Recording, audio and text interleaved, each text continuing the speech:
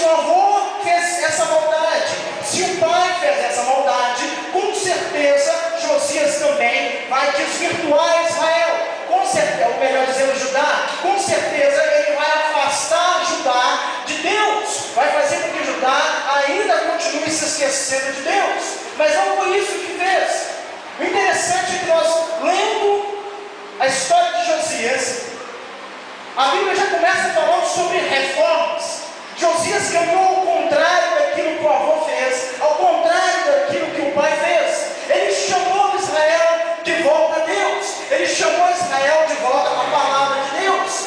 Quando nós vamos lendo a história de Josias, nós podemos ver que ele manda restaurar o templo, manda tirar de dentro do templo todas as imagens de escultura, manda matar aqueles sacerdotes que adoravam e prestavam culto àquelas imagens. Ele manda e destrói aqueles quartos onde ficavam os prostitutos cultuais. E ele então acha o livro da lei de Moisés e celebra a Páscoa. Josias trouxe, chamou e empreendeu reformas para que o povo voltasse a Deus, para que o povo voltasse à palavra de Deus, à lei de Deus. Ele caminhou no contrário daquilo que o avô e o pai tinham feito. Meus irmãos, nosso tempo é um tempo onde o Evangelho ele está fartamente divulgado. Você tem o Evangelho pregado na televisão, você tem o Evangelho na rádio, você tem o Evangelho no ônibus, você tem o Evangelho em adesivos no carro, você tem o Evangelho em todos os lugares, você tem o Evangelho fixado em muitos lugares. Dá para ser conta. E o Evangelho é amplamente divulgado.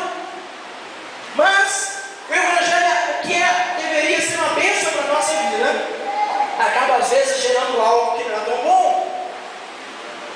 E hoje em dia acontece algo que talvez você já tenha visto acontecer, ou talvez você já tenha sido vítima disso. Nós temos pessoas que se chegam na igreja, que se assentam conosco, e elas estão aqui, ou talvez estiveram aqui. E aí, irmãos, pelo fato de terem muitas igrejas, pelo fato de terem o Evangelho amplamente divulgado, começa a acontecer algo no meio da igreja. E como eu tive a oportunidade de viajar por alguns lugares, eu vi isso em praticamente todos os lugares. Hoje em dia, um líder ele não pode mais chamar a atenção do membro como ele chamava tempos atrás. Hoje em dia, um líder não pode mais chamar um membro ou um outro líder da igreja para conversar com ele como ele chamava há tempos atrás. Sabe por quê, meu irmão? Porque existe um espírito que age no coração de muitas pessoas, que vai perverter a mente da pessoa. E aí, as pessoas, como eu disse, elas se esquecem de coisas básicas. Elas se esquecem de duas coisas básicas: submissão à autoridade espiritual e falta de reconhecimento da unidade da igreja. Hoje em dia, é fácil não submeter um líder, é fácil não reconhecer um líder. Infelizmente, isso tem sido amplamente divulgado, amplamente semeado por aí. Quantas pessoas você conhece, ou você já ouviu dizer, pessoas que talvez já estiveram sentadas do seu lado, pessoas que talvez você olhava para ela e você dizia: olha, esse aqui é um bom líder de criança, como exemplo. Esse aqui é bom nisso, é um grande intercessor, é uma pessoa que tem um dom. Mas algum dia ela olhou e ela disse: não, esse pastor já não serve mais para mim. Ou talvez algum dia ela viveu uma situação e ela disse: não, quem é ele para falar assim? Ou quem é esse meu líder imediato para me tratar dessa forma? Eu vou fazer isso, eu vou fazer aquilo, eu não fico aqui mais. Meu querido irmão, quando nós analisamos a Bíblia fala a respeito de autoridade espiritual. Diga comigo: autoridade espiritual. Mais forte: autoridade espiritual. Amém? Amados, a Bíblia nos ensina isso. A Bíblia não nos leva ao caminho de uma escravidão, ou seja, você não pensa, você não fala, você não é isso. Mas a Bíblia nos ensina sobre aqueles que Deus coloca para nos liderar. Porque quando nós entendemos isso, nós estamos entendendo que aquela pessoa, que aquele líder, seja um líder de grupo, seja um pastor da igreja, é o melhor que Deus tem para a nossa vida naquele momento. Meu querido irmão, isso as pessoas estabelecido. Eu vi pessoas, como você viu, pessoas que poderiam ter tido um ministério, até mesmo uma vida cristã plena, mas por um dia não se submeter não à autoridade, mas também não se submeter a Deus, a vida dela se tornou uma ruína. Quantas pessoas você olha e você diz assim, olha, eu tenho um ministério tão grande, mas esse ministério nunca decolou. Quantas pessoas você conhece que se tornaram aqueles peregrinos? Hoje está aqui nessa igreja, semana que vem já vai estar aqui, já está na outra igreja. Na outra semana já está na igreja azul.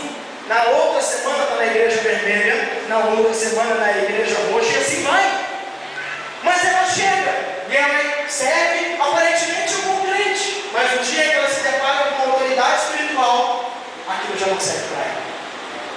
O povo de Judá, na Bíblia, era um povo que estava disperso. Eles não estavam mais servindo a Deus, eles estavam dispersos.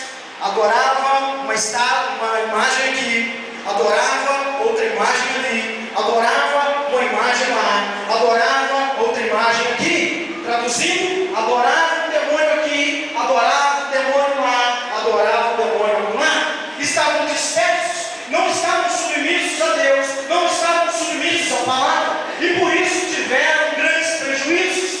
A autoridade espiritual é colocada por Deus, e aqueles que entendem esse princípio colhem grandes frutos.